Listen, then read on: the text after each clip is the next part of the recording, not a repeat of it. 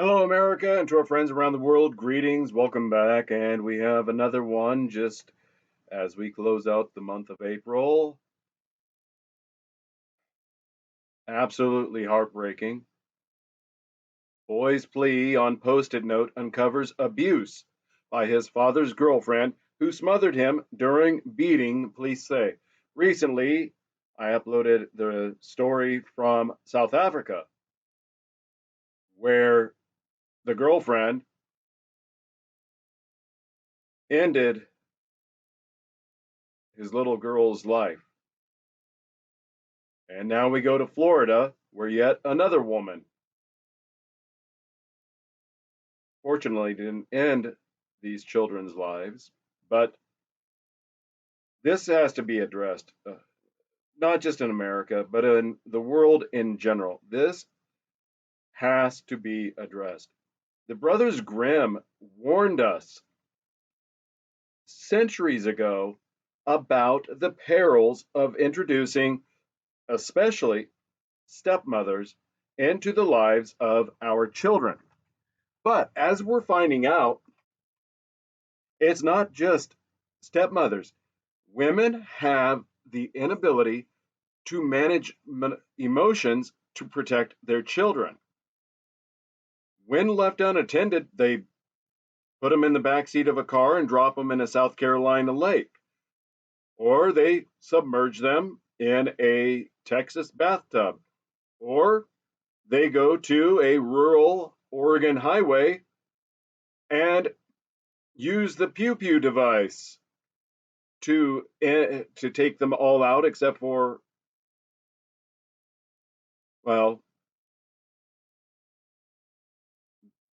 some of those children did survive, and that is how Diane Downs was able to be prosecuted. And there's a big gap from when these arrests and prosecutions and sentencing actions have happened to our present day. Diane Downs is still in prison. Susan Smith is still in prison, where they rightfully belong.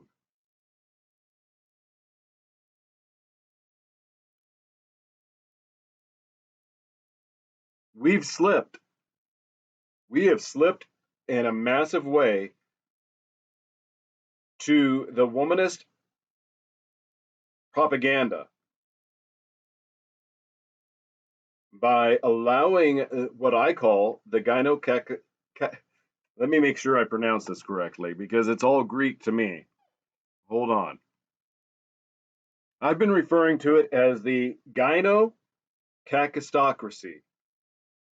It's a combination of two words. One is gynocentric, gynocentrism, and the other one is cacistocracy. And the two words refer to leadership by women, and the other one deals with leadership by the most incompetent, the least skilled, the least able. And that is what's going on. I mean, you have Nancy Mace weekly posting on Twitter, X, Twix, whatever you want to call it, attempting to shame men. She publicly defamed a man in preparation of her speech in Congress last month. She protected Kimberly Cheadle, the disgraced Secret Service director's golden parachute. Now she's shaming men for not, real men would. No, you're you broke the glass ceiling for the Citadel. You can protect yourself. You're military trained. You're strong and independent. Don't need no man. Snap, snap, snap. Anyway, let's get to this story. The problem is we've let people such as Nancy Mace take over, and we're letting people such as this get away with it, whether it's South Africa, as I stated earlier, or it's in Miami-Dade. This is Katrina Carrillo. That's not a repentant mugshot. It's not any different than this lady. And I apologize. She's not a lady. She's a predator, you know. What's different? There's nothing different between these two pictures. One is in Florida, one is in Ohio, but they're both smiling for the camera, knowing that they're going to get away with it. That's the reason they're smiling. We've been totally neutered. So we got this Florida woman accused of abusing. Now, keep in mind, Emily Nutley in Ohio, she's roaming free. Same with Melody Johnson in Arizona. And then you got Angela Baramova in Pennsylvania, who got a slap on the wrist of, what was it, 2 weeks to 23 months. And we know how that's going to go. She's not going to serve any time. So she posted bail. So she's free. This woman here who abused children is free. But she's been ordered to stay away.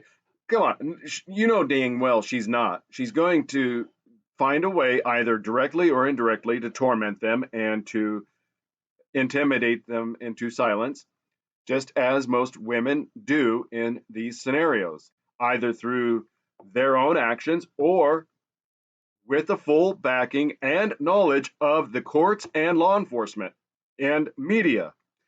So she began the investigation in March. 9-year-old son left behind a post-it note pleading for help. This boy's actions need to be commended because the bravery of being a boy to speak out against abuse of women when women will become violent, not just use lies and screaming and throwing temper tantrums, but physically violent to shut these voices up. So good on him for standing up to protect himself and his siblings. So the note was left on March 4th, so nearly 2 months ago. And, they identified it, they did their due diligence, sent it to the Department of Children and Families to get the boys out of there. During the interview, boy claimed that she pinned him down and tried to smother him. He's like, I couldn't breathe. So the police interview her, and she says, "Oh no, I only discipline my children, not his."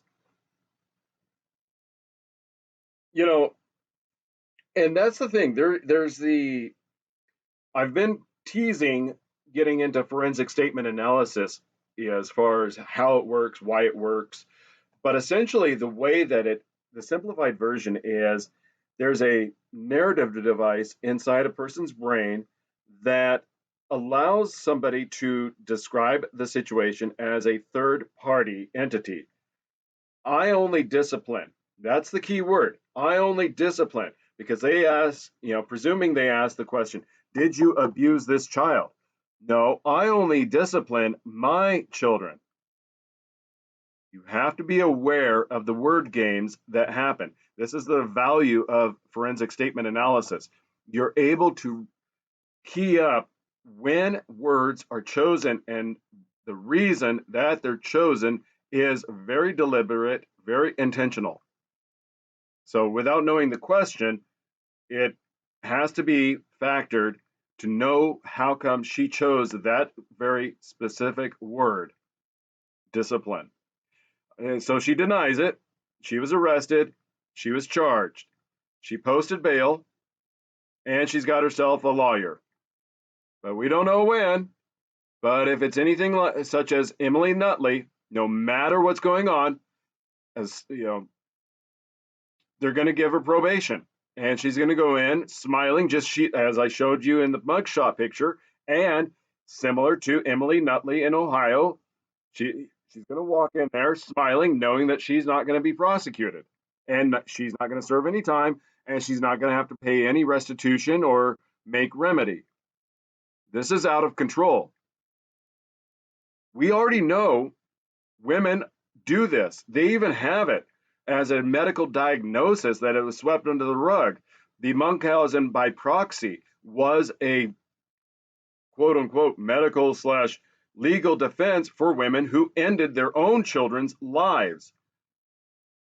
That is what's going on. And as a society, if we can't identify that and call it out and say, look, we've got to put some kind of safety measures.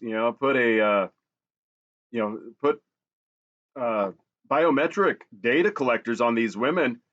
Whenever they start spiking, law enforcement needs to respond. This is not a man problem. This is a 100% woman problem. Specifically, a woman problem when in exposure to children, their adult and inappropriate adult relations and inappropriate ending of life efforts or actions, actual successful actions, which we can't have that going on. So, as you may have read in the text, they don't know when this is going to go to court, and I would advise people to type her name in to a search, use Grok, use Brave AI, whatever, to keep updated on this because these cases I need your help to make certain that this information is widely spread in the public consciousness because far too often it is dismissed as a one-off. And I have done a lot of coverage over these last 2 months to demonstrate these aren't one-offs. I'm not the only one, but our voices are few.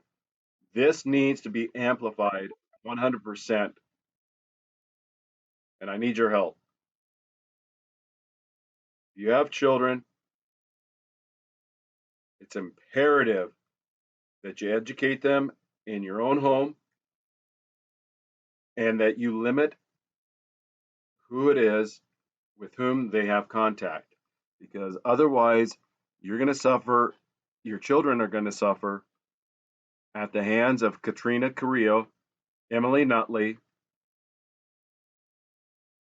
Diane Downs, Susan Smith, and any of the other number of abusers whom these so-called just us officials seem focused on releasing back into the public.